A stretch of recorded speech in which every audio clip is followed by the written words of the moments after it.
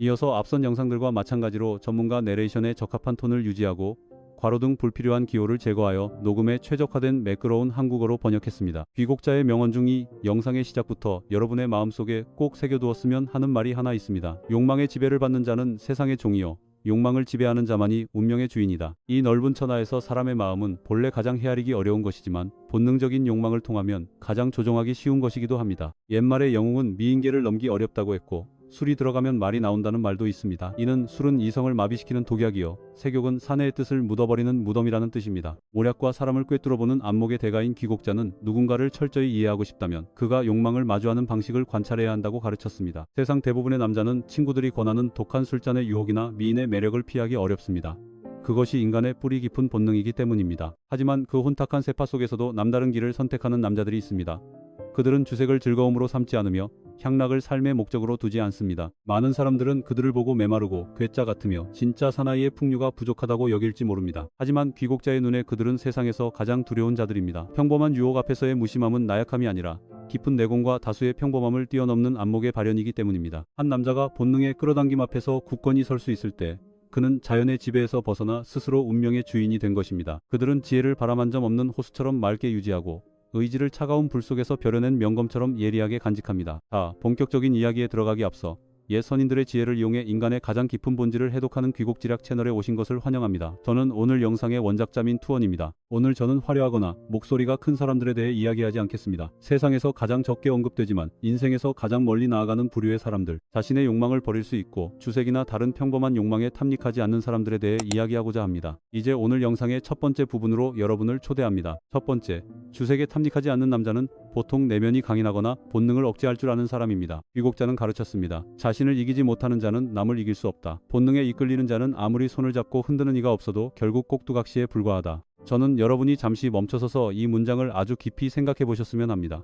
꼭두각시는 줄을 당기는 적이나 등을 떠미는 상황 때문에 춤추는 것이 아닙니다. 여러분도 모르는 사이 내면의 본능이 스스로를 조종하고 있는 것입니다. 생각해 보십시오. 사회생활을 하며 남자가 술자리에 앉아 눈앞에 술이 놓이고 옆에 미인이 앉아 있으면 주변의 분위기가 그를 방종의 길로 이끕니다. 그 상황에서 대부분의 남자는 순응합니다. 그들이 유약해서가 아니라 인간의 뇌가 즉각적인 쾌락을 추구하도록 프로그래밍되어 있기 때문입니다. 그것은 수백만 년의 진화 과정에서 형성된 원초적 본능이며 당신이 생각하는 것보다 훨씬 더 강력합니다. 하지만 내면이 강인한 남자는 다릅니다.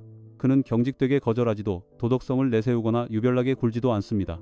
그는 그저 이끌려가지 않을 뿐입니다. 그의 내면에는 모든 유혹의 폭풍 속에서도 그를 굳건히 서 있게 할 만큼 충분히 무거운 무언가가 있습니다. 그것은 일시적인 의지가 아니라 아무도 보지 않는 곳에서 묵묵히 끈기 있게 단련해온 과정의 결과입니다. 귀곡자는 이를 내렴, 놔일인, 즉 에너지를 밖으로 흩뿌리지 않고 안으로 거두어들인다고 불렀습니다. 이것이 왜 그토록 중요한지 제가 더 명확히 설명해드리겠습니다. 남자가 욕망에 방종할 때마다 그는 단순히 쾌락을 즐기는데 그치지 않고 보이지 않는 내면의 자원을 고갈시키고 있는 것입니다. 집중력은 분산되고 의지는 마모되며 점차 내가 이것을 선택했다와 유혹을 이길 수 없다 사이의 경계가 흐릿해집니다. 반대로 그가 작은 유혹을 물리칠 때마다 그는 내면의 벽돌 하나를 쌓아 올리는 것입니다. 아무도 그 벽돌을 보지 못하고 아무도 박수치며 칭찬하지 않습니다. 하지만 시간이 흐르면 그 벽돌들은 쌓이고 쌓여 그 어떤 외부의 힘으로도 쉽게 무너뜨릴 수 없는 성벽이 됩니다. 여기서 핵심을 눈치채셨습니까? 내면이 강인한 남자가 반드시 무용무감정의 완벽한 사람은 아닙니다. 그도 다른 모든 이들처럼 똑같이 욕망과 감정을 가지고 있습니다. 유일한 차이점은 자신이 무엇을 원하는지 알면서도 그것이 자신을 대신해 결정하도록 내버려 두지 않는 길을 선택한다는 것입니다. 귀곡자는 전국시대의 제후와 장수들을 관찰하며 한 가지 일관된 법칙을 발견했습니다. 강산을 오랫동안 지켜낸 자들은 가장 재능이 뛰어나거나 지략이 출중한 자들이 아니었습니다. 그들은 욕망에 가장 덜 휘둘리는 자들이었습니다. 외부의 적은 병법으로 물리칠 수 있지만 내부의 적은 한번 통제권을 쥐게 되면 화살 하나 쏘지 않고도 안에서부터 모든 성벽을 무너뜨리기 때문입니다. 이 부분을 듣고 여러분이 꼭 가슴에 새기셨으면 하는 것이 있습니다. 강인한 내면은 하늘이 내려준 선물이 아닙니다. 날 때부터 그것을 가지고 태어난 남자는 아무도 없습니다. 그것은 매일의 작은 일, 작은 선택, 그리고 본능이 아니라 자신이 키를 잡고 있다고 결정하는 그 모든 순간을 통해 연마되는 것입니다. 오늘부터 시작할 수 있습니다. 거창한 상황이나 위대한 시련은 필요하지 않습니다. 가장 평범한 상황에서 단 한 번만이라도 멈춰서서 스스로에게 물어보십시오. 이것은 내가 선택한 것인가? 아니면 본능이 나를 대신해 선택한 것인가? 그 질문을 충분히 반복한다면 아무도 설명할 수 없지만 누구나 느낄 수 있는 방식으로 당신이란 사람이 바뀌게 될 것입니다. 두 번째, 주색에 탐닉하지 않는 남자는 보통 독행지도 홀로 가는 길이를 걷는 사람, 즉 독립적인 자아를 가진 사람입니다. 귀국자는 성인은 극한의 도에 거하며 그 도는 홀로 걸음 독행으로서 완성된다고 가르쳤습니다. 즉 성인이 나라를 다스리거나 자신을 다스리는 도의 정점에 도달하면 보통 홀로 걷는 길을 선택한다는 뜻입니다. 유흥이 난무하는 이 세상에서 주색에 탐닉하지 않는 남자는 가장 철저하게 독행 지도를 실천하는 자입니다. 여러분은 대다수의 술자리나 덧없는 유흥 장소가 사실은 사람들이 외로움을 달래기 위해 거짓된 연결을 찾는 곳이라는 점을 깨달아야 합니다. 건배를 할 때 그들은 단지 술만 마시는 것이 아니라 군중의 인정을 들이켜고 있는 것입니다. 태격을 찾을 때 그들은 흔히 텅 빈 자아를 달래줄 임시방편을 찾고 있는 것입니다. 이런 것들에 얽매이지 않는 남자는 이미 자기 내면에서 완전함을 찾은 사람입니다. 이것이 바로 귀국자가 대단히 중시했던 독립적인 자아, 독립적 본령입니다. 그들은 세상의 환심을 사기 위해 술 기운을 빌릴 필요가 없고 자신의 권위나 풍류를 증명하기 위해 여인의 그림자를 빌릴 필요도 없습니다. 더 나아가 홀로 길을 걷는 사람들은 보통 목표에 엄청나게 집중하는 능력을 가지고 있습니다. 귀국자는 그것을 전, 쥔, 오로지 이라고 불렀습니다. 오락과 유흥을 좇는데 시간을 낭비하지 않게 되면 그들의 모든 정력은 기술을 연마하고 지식을 축적하며 커리어를 쌓는데 온전히 쏟아집니다. 그들에게 고독은 형벌이 아니라 자신과 대화하고 스스로를 끌어올릴 수 있는 특권입니다. 그들을 괴짜로 오해하지 마십시오. 그들은 단지 술과 고기가 오가는 관계의 무의미함을 꿰뚫어 본 자들일 뿐입니다. 이런 독립적인 자아를 가진 남자는 종종 다른 사람들에게 존경과 두려움을 동시에 불러일으킵니다. 왜냐하면 미인으로도 매수할 수 없고 술자는 동조를 구하는 술잔으로도 흔들 수 없는 사람은 그야말로 난공불락의 요새이기 때문입니다. 그들은 누구에게도 어떤 나쁜 습관에도 기대지 않고 자신의 삶을 지배합니다. 그들이 세상에 발을 내디딜 때 그 발걸음은 흔들림 없이 확고하고 자신감이 넘칩니다. 온 세상이 등을 돌려도 자신의 두 발로 굳건히 설 수 있음을 알기 때문입니다. 이 독립성은 그들이 대인관계의 기술에서 다음 단계, 즉 절대적인 신비로움을 유지하는 단계로 나아가기 위한 완벽한 디딤돌이 됩니다. 제가 이야기 하나를 들려드리겠습니다. 2017년 제가 직장 생활을 할 때 민이라는 이름의 상사가 있었습니다. 그는 엄청난 속도로 승진가도를 달리고 있는 젊은 사업가였고 종종 파트너들과 함께 술이 물처럼 흐르고 아가씨들이 둘러싼 술자리에 참석해야만 했습니다. 한 번은 아주 중요한 대연회에서 교활한 파트너가 그를 타락시키고 수백억 동짜리 계약에서 쉽게 단가를 깎을 목적으로 일부러 아리따운 여인들과 가장 비싼 술을 세팅해 두었습니다. 하지만 연애 내내 그 남자는 그저 차분한 미소를 잃지 않았습니다. 이전 영상의 내레이션 톤을 동일하게 유지하며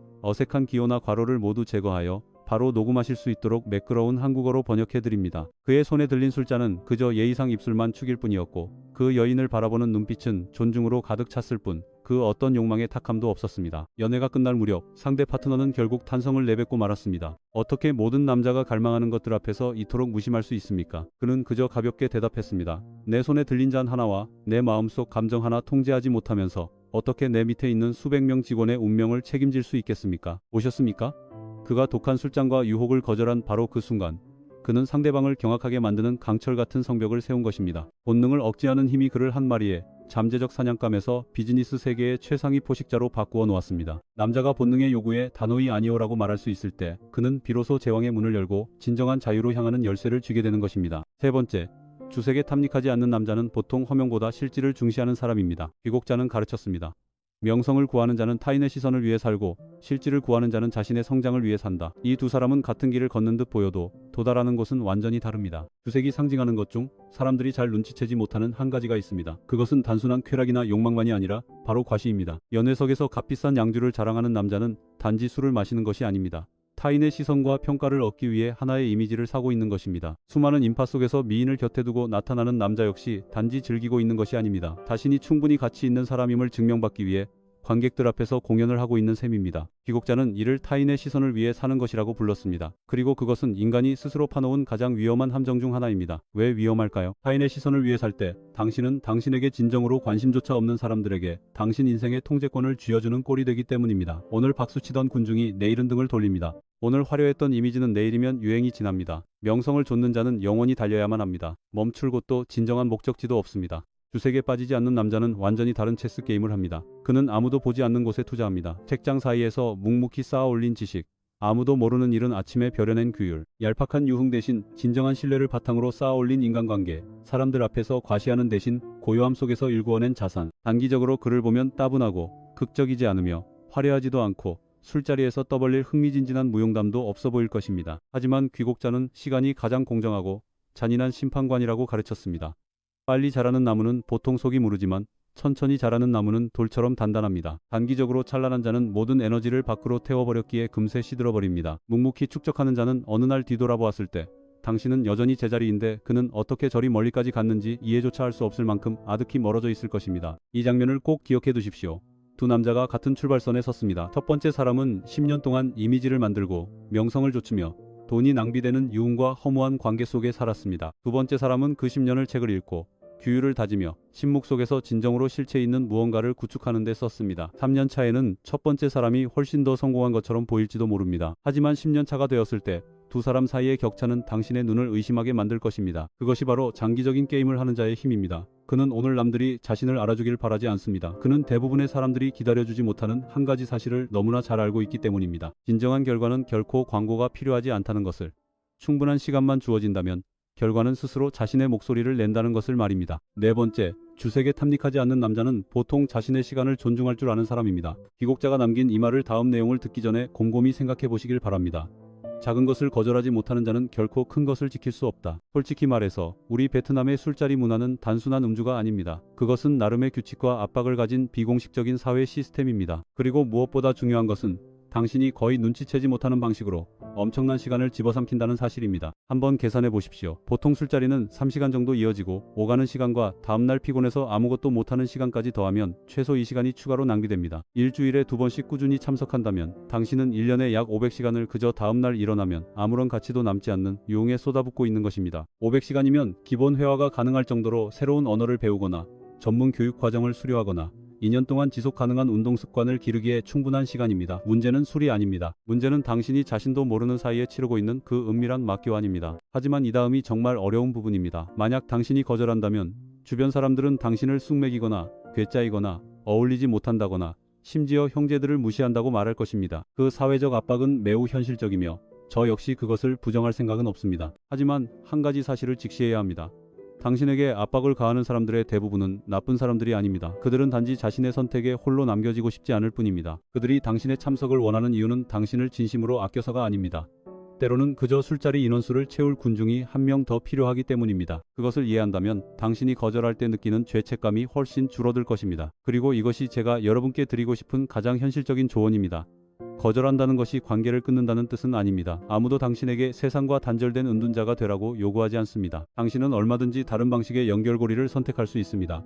가벼운 모닝커피, 빠른 점심 식사, 혹은 함께하는 스포츠 활동. 이러한 방식들이야말로 밤 12시까지 술병 옆에 앉아 다음날 아침이면 무슨 말을 했는지 아무도 기억하지 못하는 것보다 훨씬 더 실질적으로 사람과 사람을 이어줍니다. 자신의 시간을 방어할 줄 아는 사람은 사회를 혐오하는 사람이 아닙니다. 그들은 단지 시간이야말로 다시는 벌어들일 수 없는 유일한 자산임을 이해하고 그것을 더 목적의식 있게 투자하기로 선택한 사람일 뿐입니다. 그것은 괴짜 같은 행동이 아니라 성숙함입니다. 귀곡자는 자신의 시간을 통제할 수 있는 자만이 운명을 통제할 수 있다고 가르쳤습니다. 군중의 습관에 자신의 시간을 휩쓸리게 내버려두는 사람은 아무리 재능이 뛰어나도 결코 스스로 선두에 서지 못하고 평생 남의 뒤만 쫓게 될 것입니다. 질문은 당신이 감히 술잔 하나를 거절할 수 있는가 없는가가 아닙니다. 당신이 이 삶에서 이루고자 하는 바가 무엇인지 명확히 알고 있어서 지금 내 귀중한 시간을 무엇과 맞바꾸고 있는지 확실히 인지하고 있는가 하는 것입니다. 다섯 번째, 주색에 탐닉하지 않는 남자는 대개 자신이 가진 것을 소중히 여길 줄 아는 사람입니다. 이 영상을 진행하는 내내 제가 아직 언급하지 않은 관점이 하나 있습니다.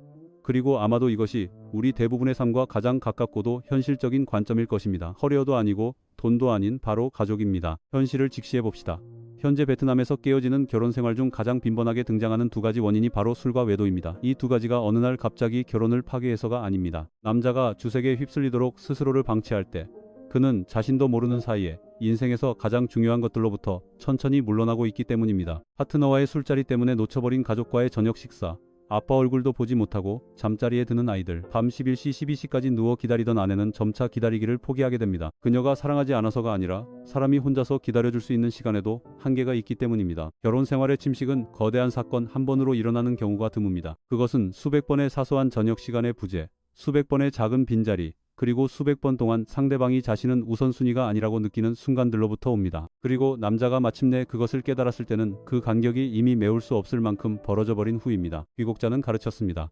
자신이 가진 것을 지킬 줄 모르는 자는 제 아무리 새로운 것을 많이 얻는다 한들 결코 진정으로 부유해질 수 없다고 말입니다. 남자가 사회에서 성공하여 돈을 벌고 지위와 명성을 얻을 수는 있습니다. 하지만 집에 돌아왔을 때 그 집이 차갑게 식어 있고 아이들은 거리를 두며 아내는 오래전부터 그에게 그 어떤 기대도 하지 않는다면 밖에서 얻은 그 모든 것들이 무슨 소용이 있겠습니까? 주색에 탐닉하지 않는 남자는 단순히 자신의 시간과 돈, 커리어를 보호하는 사람만이 아닙니다. 그는 한번 잃으면 다시는 되돌리기 힘든 것, 바로 곁에 있는 가장 사랑하는 사람들의 신뢰와 애정을 지켜내는 사람입니다. 그가 정시에 귀가하는 이유는 아내에게 통제받아서가 아닙니다. 그곳에서 자신을 기다리고 있는 것들의 가치를 너무나 잘 알고 있기 때문입니다. 가족과 함께하는 평범한 저녁 식사, 아이의 웃음소리, 몸만 집에 둔 채 정신은 여전히 술자리에 가 있는 것이 아니라 진심으로 그 공간에 온전히 존재할 때 그를 바라보는 아내의 따뜻한 눈빛, 그것들은 한번 놓쳐버리면 그 어떤 돈으로도 다시 살 수 없는 것들입니다. 자신이 가진 것을 소중히 여기는 것, 그것은 평범한 안주가 아니라 진정으로 성숙한 남자의 지혜입니다. 요약하자면 결국 주색에 탐닉하지 않는 남자는 도대체 어떤 남자일까요? 이 영상에서 우리가 살펴본 모든 내용을 바탕으로 저는 그 질문에 아주 소박하게 대답하고 싶습니다. 그는 성인군자도 아니고 욕망도 감정도 흔들리는 순간도 없는 완벽한 사람도 아닙니다. 조물주가 심어놓은 모든 본능을 고스란히 가진 평범한 인간일 뿐입니다. 유일한 차이점이 있다면 그는 자신이 무엇을 더 원하는지를 명확히 안다는 것입니다. 그는 한순간의 술잔보다 다음날의 맑은 정신을 더 원합니다. 금세 사그라드는 유흥보다 오랜 세월에 걸쳐 탄탄하게 세워지는 것들을 더 원합니다. 오늘 밤 군중의 박수 소리보다 10년 뒤 스스로 되돌아보며 자랑스러워할 수 있는 결과를 더 원합니다. 그것은 메마른 것이 아닙니다. 그것은 명확함입니다. 그리고 스마트폰 화면부터 술자리, 이름 모를 수많은 유혹에 이르기까지 산만함이 도처에 널려있는 이 세상에서 그 명확함을 끝까지 유지할 수 있는 사람이야말로 가장 희귀하고 가장 두려운 사람입니다. 그는 아무도 자신의 여정을 알아주길 바라지 않지만 어느 날 그 결과가 모든 것을 대신해 스스로 목소리를 낼 것입니다. 이전 영상은 여기까지입니다. 몰입감 끝까지 함께 전문가의 내레이션 톤으로 진심으로 감사드립니다. 요청하신 대로 음악인들의 지혜를 통해 모두 제거하여 조명해보는 편하게 다듬었습니다. 평생을 피나는 노력으로 살아도 빈곤에서 벗어나지 못하는 사람이 있는 반면 다시 뵙겠습니다. 단 몇 번의 수만으로 천하를 뒤바꾸는 사람이 있는 이유가 무엇인지 궁금해 본 적 있으십니까? 왜 어떤 이들은 뛰어난 지능을 가졌음에도 비참한 최후를 맞이하고 어떤 이들은 무심한 듯 평온하면서도 만인의 존경을 받는 것일까요? 그 차이는 운에 있는 것이 아니라 각자가 서 있는 인생의 차원 계층에 있습니다. 모사들의 시조이자 전국시대의 세상을 뒤흔든 격변의 배후에 있던 귀곡자는 가혹하지만 더없이 정확한 렌즈로 세상을 꿰뚫어 보았습니다. 그는 세상에 오직 두 가지 일, 즉 결정하기 쉬운 일과 결정하기 어려운 일만 존재한다고 여겼습니다. 이 일들을 마주하는 당신의 선택 방식이 당신이 사회의 어느 차원에 속해 있는지를 드러냅니다. 자신이 어디에 있는지 모르는 자는 전쟁터의 맹인과 같습니다. 자신이 낮은 곳에 있음을 알아야 위로 올라갈 수 있고 높은 곳에 있음을 알아야 타락하지 않고 자신을 지킬 수 있습니다. 만약 당신이 여전히 인생의 결정들 앞에서 헤매고 있다면 이제 자신을 올바르게 위치시킬 지도가 필요한 때일지도 모릅니다. 귀곡지략 채널에 오신 것을 환영합니다. 이곳은 귀곡자의 지혜를 해독하고 그 모략의 정수를 현대의 삶에 적용해보는 곳입니다. 지금부터 우리는 각 차원의 가면을 하나씩 벗겨볼 것입니다. 자신을 비추어볼 고요한 마음가짐을 준비하십시오. 오랫동안 당신이 알지 못했던 당신의 또 다른 모습을 발견하게 될지도 모르기 때문입니다. 우리는 가장 낮으면서도 사람을 가장 쉽게 미혹에 빠뜨리는 차원부터 시작하겠습니다. 본능을 위해 사는 자 1단계, 이익이 족쇄가 될 때 인생의 계층 시스템에서 가장 낮은 단계는 돈이 가난한 사람이 아니라 품격이 가난한 사람입니다. 귀곡자는 이곳을 생존 본능과 물질적 욕망에 완전히 지배당하는 자들의 단계, 즉 본능을 위해 사는 자의 본질적 단계로 보았습니다. 이 단계의 사람들은 그저 반사신경으로만 살아가는 생물과 같습니다. 이익이 보이면 나아가고 해가 보이면 물러서며 어려우면 포기합니다. 그들의 철학은 편이라는 단 하나로 요약됩니다. 내게 편하면 하고 내게 이로우면 따릅니다. 귀곡자는 소인은 돈과 이익을 목숨처럼 여긴다고 가르쳤습니다. 빈곤과 궁핍 앞에 섰을 때 그들의 에고와 본능은 그 어느 때보다 강렬하게 깨어납니다. 그들은 당장의 밥 한 끼나 알량한 허명을 얻기 위해 기꺼이 악과 손을 잡고 주군을 배신하며 깊은 정마저 짓밟습니다. 그들에게 원칙은 사치이며 도덕은 이익의 저울 위에서 언제든 흥정할 수 있는 물건일 뿐입니다. 전해지는 바에 따르면 귀곡자가 귀곡 동굴에 머물며 많은 제자들에게 모술을 가르칠 때의 일입니다. 한 번은 제자들의 근기와 그들이 속한 차원을 시험하기 위해 작지만 뼈아픈 시험을 준비했습니다. 그는 한 제자에게 금덩이를 주며 이것은 산을 내려가 비밀 임무를 수행할 노잣돈이라고 말했지만 구체적으로 무슨 일인지는 알려주지 않았습니다. 제자가 산을 내려가 길을 가던 중 아버지가 중병에 걸렸으나 약을 살 돈이 없어 비통하게 울고 있는 가난한 백성을 만났습니다. 평소 입버릇처럼 인의를 말하던 이 제자는 사실 그 심성이 본능의 단계에 속한 자였기에 스승이 준 금덩이를 떠올리며 탐욕을 품었습니다. 그는 이 금은 스승님이 큰일을 하라고 주신 것인데 어찌 모르는 자에게 낭비할 수 있겠는가? 라고 합리화했습니다. 그는 돕기는커녕 금덩이를 몰래 숨기고 강도를 당했다는 거짓말을 지어내어 문파로부터 더 많은 재물을 갈취할 궁리를 했습니다. 그가 바로 본능을 위해 사는 자의 명백한 증거입니다. 가난하거나 큰 유혹 앞에 섰을 때 그들은 즉시 초심을 잃고 탐욕에 굶주린 배를 채우기 위해 기꺼이 거짓과 손을 잡습니다. 그가 돌아왔을 때 귀곡자는 길게 웃으며 제자에게 말했습니다. 너는 나를 속였다고 생각하겠지만 사실 너는 본능이라는 감옥에 스스로를 가둔 것이다. 돈을 목숨처럼 여기는 자는 평생 돈의 노예일 뿐이다. 우리가 왜 이 계층에 대해 이해해야 할까요?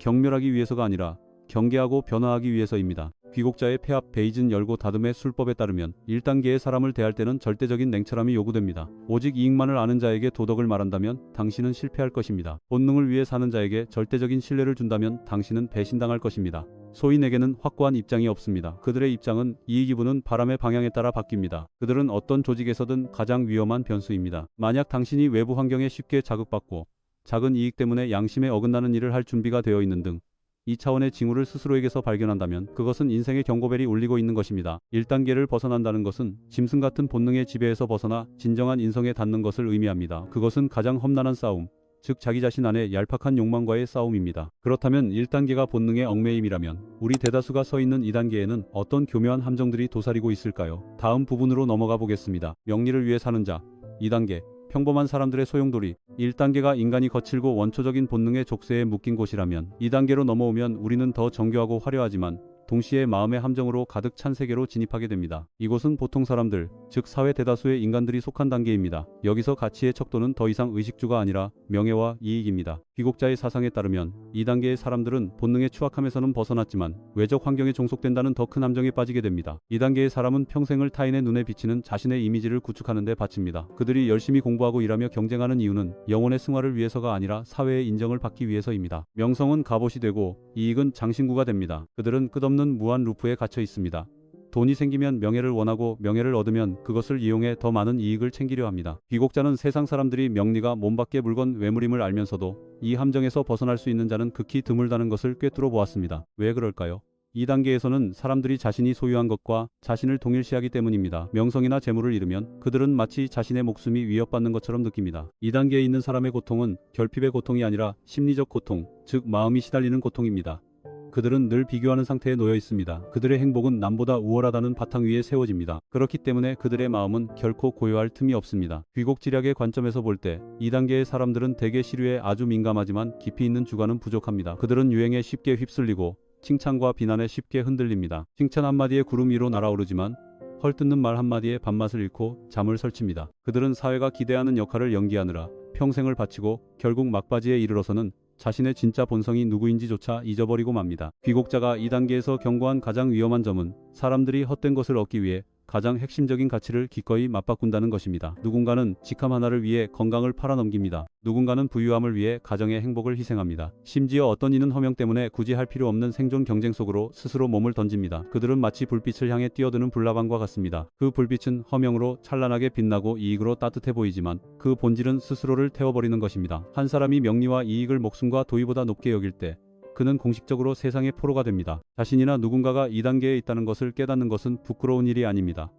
그것은 인간의 자연스러운 성장 과정이기 때문입니다. 하지만 이곳에 영원히 갇혀 있다면 당신은 모사들과 성인들의 체스판 위에서 명리에 조종당하는 체스말에 불과할 것입니다. 더 높은 단계로 나아가기 위해 귀국자는 우리 스스로의 욕망에 대해 폐합 열고 다듬의 술법을 알아야 한다고 가르칩니다. 살기 위해 재물이 필요하고 일하기 위해 명성이 필요하지만 결코 그것들이 당신의 영혼을 지배하게 두지 마십시오. 명리를 도구로 사용하되 스스로가 명리의 도구가 되지 마십시오. 2단계의 사람은 더섭는 가치들의 안개를 꿰뚫어보고 더 단단한 실제를 보는 법을 배워야 합니다. 만약 당신이 이 끝없는 경주에 지치기 시작했다면 그것은 당신의 마음이 다음 단계, 즉 지수를 갖춘 모사들의 단계로 넘어갈 준비가 되었다는 신호입니다. 세 번째, 지술 지혜와 전술을 가진 자 3단계, 천재적인 모사들의 단계. 1단계가 본능에 얽매이고 2단계가 명리에 포위되었다면 3단계로 넘어가면 우리는 사고를 지배하게 된 사람들의 세계로 들어갑니다.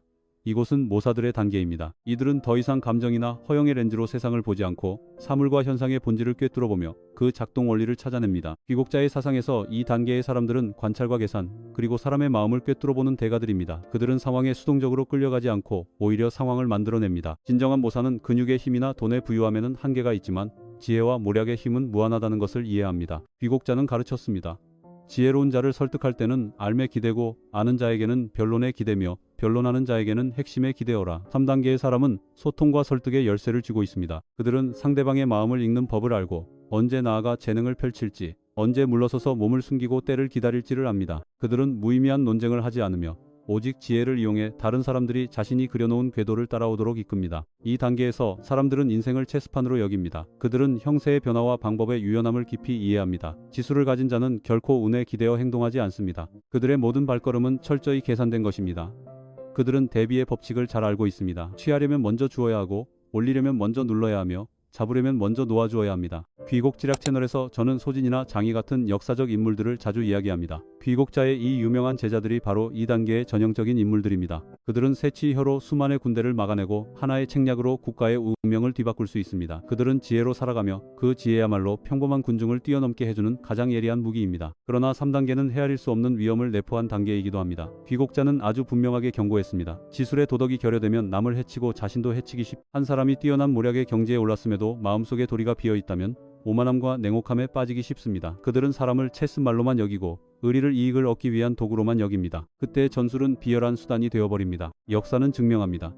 아무리 뛰어난 모사라 할지라도 비열한 계략과 거짓으로 목적을 달성하려 한 자는 결국 자신의 계략에 스스로 쓰러지고 말았습니다. 머리만 있고 마음이 없는 자는 마치 칠흑 같은 어둠 속에서 날카로운 검을 쥐고 걷는 사람과 같습니다. 적을 뵐 수는 있겠지만 자기 자신을 베거나 벼랑 끝으로 떨어지기 십상입니다. 3단계의 사람은 복잡한 사회에서 논리적 사고와 생존 기술의 정점에 도달했습니다. 하지만 진정한 평안과 지속 가능성에 도달하기 위해 그들은 자신의 지혜를 넘어 덕에 닿아야만 합니다. 지술 자체는 중립적인 도구일 뿐입니다. 그것이 좋고 나쁨은 사용하는 자의 손에 달려 있습니다. 만약 당신이 이 단계에 서 있다면 당신은 이미 뛰어난 사람입니다. 하지만 스스로에게 물어보십시오. 당신의 지혜는 무엇을 위해 복무하고 있습니까?